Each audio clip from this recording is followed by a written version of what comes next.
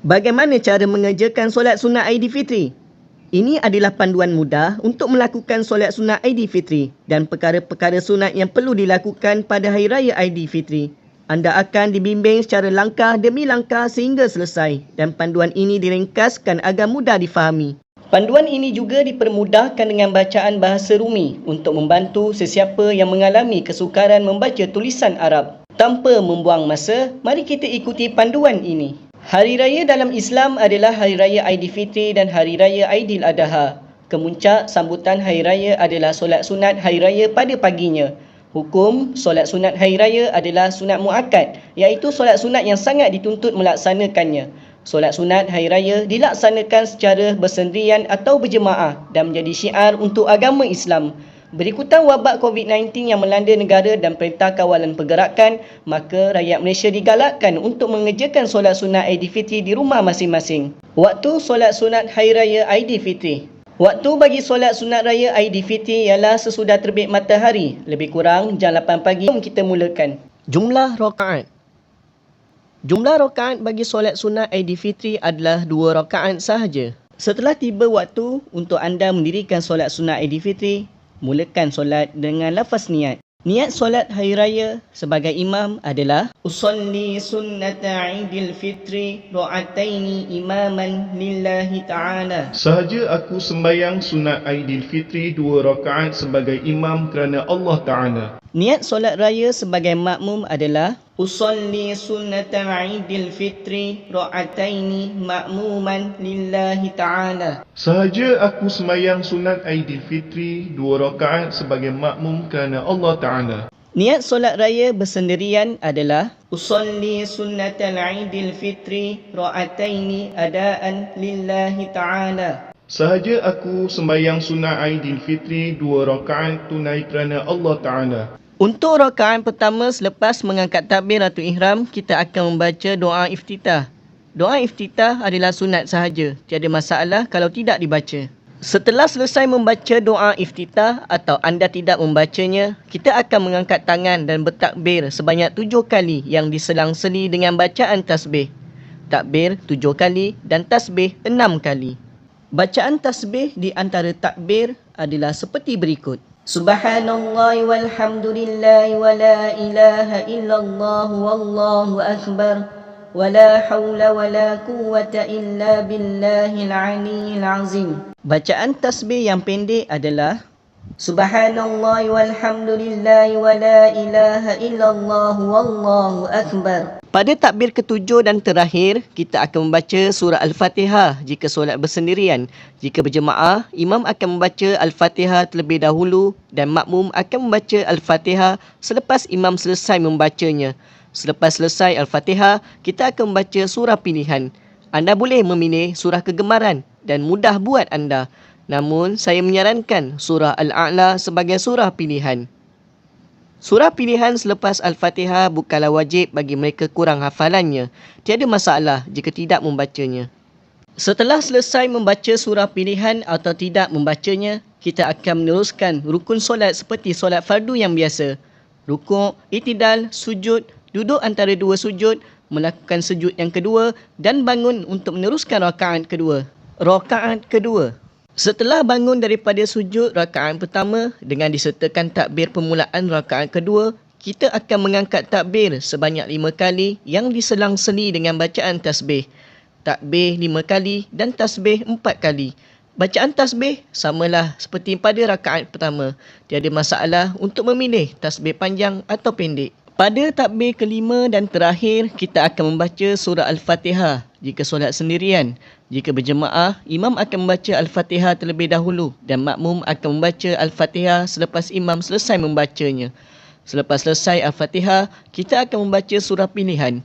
Anda boleh memilih surah kegemaran yang mudah buat anda. Namun, saya menyarankan surah Al-Kafirun sebagai surah pilihan. Surah pilihan selepas Al-Fatihah bukanlah wajib bagi mereka kurang hafalannya. Tiada masalah jika tidak membacanya. Setelah selesai surah pilihan sama ada anda membacanya atau tidak, kita akan meneruskan rukun solat seperti biasa dari rukuk hinggalah tahiyat dan salam terakhir. Setelah itu, bolehlah berdoa dengan permintaan apa saja yang anda inginkan. Dengan itu, selesailah sudah solat sunat Aidilfitri anda. Saya ingin kongsikan soalan permasalahan yang diajukan berkenaan takbir 7 dan 5 yang saya akan kongsikan. Soalan pertama, apa yang perlu dilakukan jika imam terlupa bilangan takbir? Adakah makmum harus mencukupkan takbir biarpun imam tidak cukupkan takbir? Atau perlukah solat dilakukan semula? Soalan kedua, jika terlewat mengikut solat berjemaah dan mendapati imam sudah melakukan beberapa kali takbir, adakah kita perlu mencukupkan takbir yang tertinggal? Melafazkan takbir ketika solat hari raya hukumnya sunat ahiyah. Tidak perlu sujud sahwi sekiranya meninggalkannya secara sengaja ataupun tidak. Namun begitu, jika ditinggalkan semuanya atau sebahagiannya, hukumnya makruh. Takbir ini diucapkan selepas doa iftitah dan sebelum isti'azah sebanyak 7 kali pada rakaat pertama dan 5 kali pada rakaat kedua. Tidak termasuk takbiratul ihram dan takbir rukuk. Nabi SAW bersabda yang bermaksud, takbir pada solat hari raya Aidilfitri sebanyak 7 kali pada rakaat pertama, 5 kali pada rakaat kedua dan dibaca surah Al-Fatihah selepas kedua-duanya. Riwayat Abu Daud. Jika diucap melebihi bilangan tersebut, hukumnya makruh sebagaimana yang terdapat dalam Al-Majmu yang dinukilkan daripada Al-Um. Bagi orang yang terlewat dan mendapati imam sudah melakukan takbir beberapa kali, maka dia hendaklah bertakbir mengikut imam bagi takbir yang berbaki. Dia tidak perlu mencukupkan bilangan takbir untuk dirinya. Ini berdasarkan hadis Nabi yang bermaksud, imam dijadikan untuk diikuti. Riwayat Al-Bukhari dan Muslim. Begitu juga keadaannya jika imam bertakbir tidak mencukupi bilangan takbir tersebut. Seperti imam terlupa, makmum hendaklah mengikut imam dan hanya perlu melafazkan takbir sebanyak bilangan tersebut atau sebanyak mana yang sempat bertakbir bersama imam. Demikian juga dilakukan apabila mengikut imam yang berbeza mazhab. Bagi mazhab Maliki, mereka mengatakan bahawa takbir sebanyak 6 kali pada setiap rakaat. Begitu juga Imam Al-Muzani dan Abu Thawr daripada mazhab Syafi'i. Manakala bagi mazhab Hanafi, bilangannya 3 kali pada setiap rakaat. Bagi imam yang meninggalkan takbir pada solat hari raya, maka makmum hendaklah meninggalkannya juga. Perkara-perkara sunat yang selalunya dilakukan apabila menyambut hari raya Aidilfitri. Sunat melaungkan takbir sebaik saja diumumkan bahawa anak bulan Syawal telah jelas dilihat, sama ada secara hisab atau ruqyah. Sunat menghidupkan malam hari raya dengan berzikir dan mengerjakan sembahyang, terutamanya sembahyang sunat tasbih. Pada kebiasaannya, solat sunat Aidilfitri dilewatkan sedikit berbanding solat sunat Aidil Adha. Hikmahnya dilewatkan sedikit solat sunat Aidilfitri adalah bagi membenarkan peluang bagi mereka yang belum membayar zakat menunaikan kewajipan mereka. Berlainan pula, solat sunat Aidil Adha digalakkan diawalkan waktunya bagi memberi lebih banyak masa untuk penyembelihan korban. Kita juga disunatkan mandi dan membersihkan diri. Hukum sunatnya dikiaskan dengan hukum sunat mandi Jumaat kerana hari raya ialah hari berhimpunnya manusia untuk melakukan solat sunat hari raya. Mana-mana waktu atau tempat yang berlakunya berhimpunnya manusia, maka disunatkan mandi. Bahkan disunatkan mandi kepada semua, sama ada yang ingin menghadiri solat sunat hari raya ataupun tidak, kerana mandi ini bertujuan untuk menzahirkan kecantikan. Lafaz niat mandi sunat hari raya Aidilfitri adalah Nawaitu ghusla li'Aidilfitri sunnatan lillahi ta'ala. Saja aku mandi sunat hari raya Aidilfitri kerana Allah Ta'ala. Waktu diharuskan untuk mandi sunat hari raya bermula dari tengah malam 1 Syawal. Tetapi waktu yang disunatkan adalah selepas terbit fajar hingga terbenamnya matahari.